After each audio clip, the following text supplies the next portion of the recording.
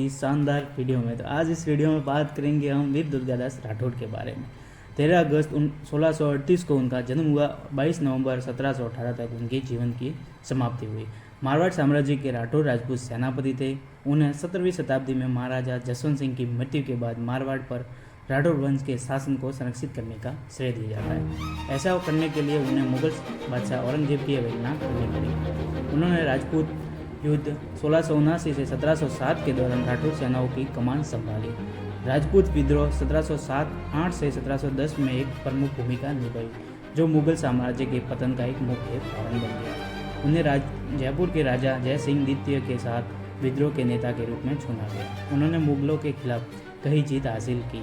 कई मुगल अधिकारियों के छौत के रूप में उन्हें श्रद्धांजलि दी।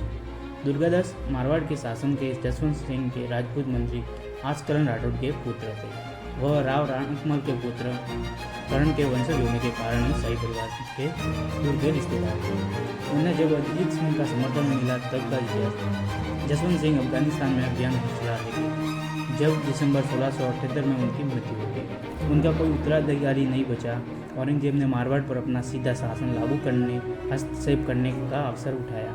जसवंत सिंह की मृत्यु के तुरंत बाद उनकी 2 रानियों ने नर बच्चों को जन्म दिया। इनमें से एक बेटे की उनके जन्म से तुरंत बाद मृत्यु हो गई। दूसरा अजीत सिंह एकमात्र उत्तराधिकारी बन गए। औरंगजेब ने शिशु अजीत सिंह को दिल्ली लाने का आदेश दिया, जहां उन्हें नूरगढ़ और नजरबंद रखा गया। दुर्गादास राठौड़, रघुनाथ पाटी, रणछोड़ दास ने दिल्ली की मुगल सेना पर साहसी हमला किया। अजीत सिंह और जसवंत सिंह की विधवा रानियों को बचाया।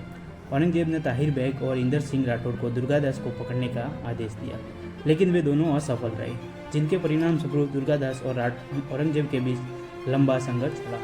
फुताहत आलमगीरी ने कहा कि मारवाड़ के सभी राजपूत परिवारों ने शाही आदेश को चुनौती देने की तैयारी कर ली थी। इस प्रकार दुर्गादास को मारवाड़ के राजपूत वंशों का समर्थन प्राप्त था। शिशु अजीत सिंह को बलुंडा में सुरक्षित ले जाया गया, जहां प्रतिमंडल में से एक की पत्नी ने बच्चे को लगभग 1 वर्ष तक रखा।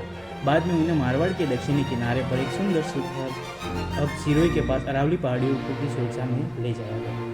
वहीं अजीत सिंह गुमनामी में पले बड़े। राणा राज सिंह प्रथम ने भी अजीत सिंह को शरण दे दी, जिसके बाद उन्हें मेवाड़ एक गांव नंदलाई में छिपा गया। विद्रोह नेता के रूप में दुर्गादास के खिलाफ अपनी सेना के नेतृत्व किया। गुरिल्ला युद्ध के माध्यम से उन्हें कई चौकियों को परेशान किया। मुगल अधिकारियों को श्रद्धांजलि देने के लिए मजबूर किया। दुर्गादास ने मुजम और अकबर दोनों को अपने पिता और औरंगजेब के खिलाफ भी भड़काया। युद्ध के दौरान दुर्गादास ने औरंगजेब की पोती को सैफ उन निसा की देखभाल की, जो उनकी हिरासत में थी। बाद में उन्हें औरंगजेब को लौटा दिया। आभारी मुगल सम्राट ने दुर्गादास को उच्च पद और मेड़ता के दुमका की जागीरदारी दी। हालांकि मीरात आलमगीरी के अनुसार दुर्गादास ने औरंगजेब को दीवान शांत होने के बजाय अजीत सिंह की वकालत करना जारी रखा। अजीत सिंह और दुर्गादास ने 1707 में औरंगजेब की मृत्यु के बाद गड़बड़ी का फायदा उठाकर जोधपुर पर कब्जा कर लिया। अंत कब्जा करने वाली मुगल सेना का बेदखल कर दिया। अजीत सिंह को जोधपुर का महाराजा घोषित किया गया। दुर्गादास का भी राजपूत विद्रोह 1708 से 1710 के नेताओं में से एक था। जुलाई 1708 में उन्होंने सैयद हुसैन खान बराह को एक काला डेरा में हराया और उन्हें नारनौल में पीछे हटने के लिए मजबूर किया। सांबर में राजपूतों को जीत दिलाने में भी उनके दुर्गादास की महत्वपूर्ण भूमिका थी। अजीत सिंह को दुर्गादास को मिली प्रसिद्धि और लोकप्रियता से ईर्ष्या होने लगी। दुर्गादास भी अजीत को उनके किरदार के कारण नापसंद करने लगे थे। अजीत सिंह के मुकुंद दास की हत्या कर दी थी, जो मारवाड़ का एक वफादार सरदार था। उनके कारण दुर्गादास अजीत सिंह से दूर हो गया। सांबर की लड़ाई के बाद दुर्गादास ने अपना असंतोष दिखाने के लिए अजीत सिंह से दूर अपना शिविर लगाने का फैसला किया। अजीत सिंह की जीत दुर्गादास और उनके अन्य वफादार दरबारियों की पराकाष्ठा थी, जिन्होंने राठौड़ विद्रोह के दौरान वफादार बने रहने का फैसला किया।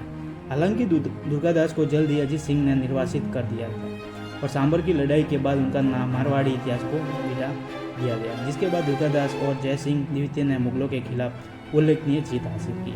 हालांकि मुगलों ने दुर्गादास को लुभाना जारी रखा। मुगल सम्राट ने दुर्गादास को मुगल दरबार में राव की उपाधि दी, 4000 का दर्जा देने की पेशकश की। अधिकारी मुगल रिकॉर्ड में उनकी मृत्यु के बारे में लिखना जारी रहा। दुर्गादास ने मेवाड़ के महाराजा अमर सिंह द्वितीय ने भी आमंत्रित किया, जिन्हें उन्होंने रामपुरा और विजय सिंह की जागीरें दी। दुर्गादास राठौड़ जोधपुर छोड़कर कुछ समय तक मेवाड़ में रहे, फिर उज्जैन में महाकाल के पास चले गए। 22 नवंबर 1718 में उज्जैन में शिप्रा के तट पर 81 वर्ष की आयु में दुर्गादास की मृत्यु हो गई। अगर आपको ये वीडियो पसंद आया तो वीडियो को लाइक और चैनल पर सब्सक्राइब जरूर करें।